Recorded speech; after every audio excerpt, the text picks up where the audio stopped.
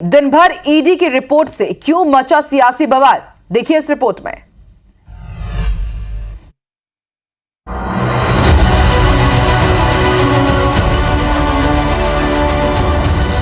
सोमवार सुबह छत्तीसगढ़ के पूर्व सीएम एआईसीसी महासचिव भूपेश बघेल और उनके बेटे चैतन्य बघेल समेत करीबियों के तकरीबन 14 ठिकानों पर सुबह 7 बजे से ईडी की अलग अलग टीमों ने छापेमार कार्रवाई की।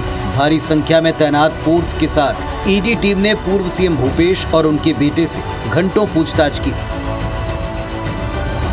बाहर छापे की खबर आग की तरह फैली। बड़ी संख्या में कांग्रेसी कार्यकर्ता भूपेश बघेल के घर के बाहर जमा हो गए। इधर विधानसभा में भी कांग्रेसी विधायकों ने ईडी एक्शन के खिलाफ जमकर हंगामा किया।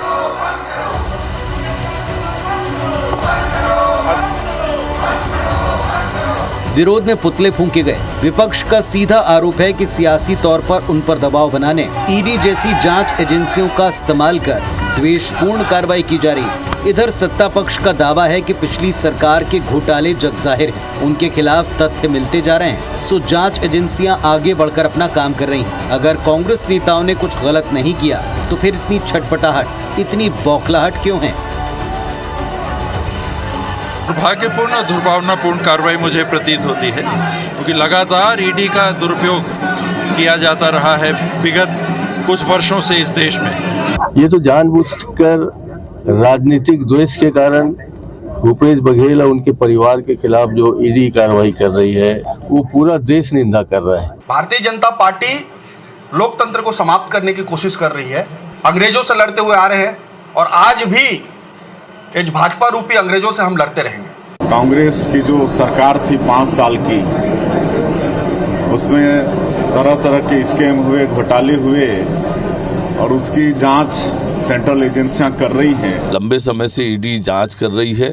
जांच के प्रक्रम में उन्हें कोई तथ्य मिला होगा, साक्ष्य मिला होगा, उसके आधार पर ईडी ने ये जांच की कार्यवाही की है।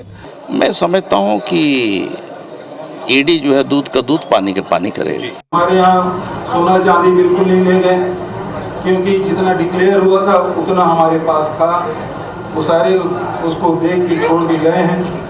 कोई 25-30 लाख रुपया, 33 लाख ऐसा कुछ बता रहे थे।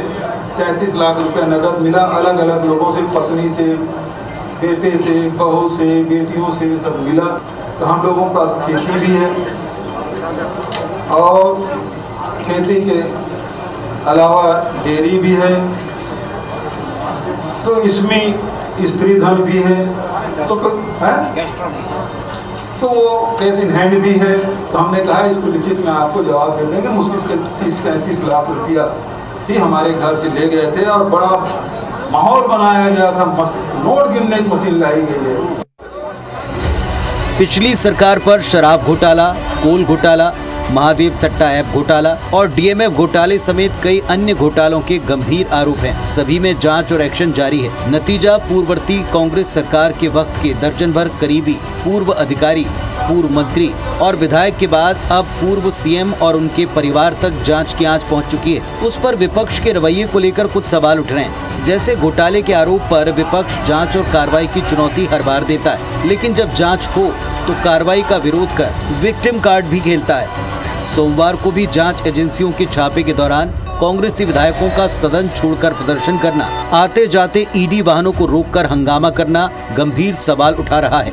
सबसे अहम सवाल ये, क्या संविधान की रक्षा की दुहाई देने वाली कांग्रेस को चुनाव पर, पुलिस पर, जांच एजेंसियों पर यानी किसी भी संवैधानिक व्यवस्था पर कोई भरोसा नहीं रहा? Bureau report, IBC 24।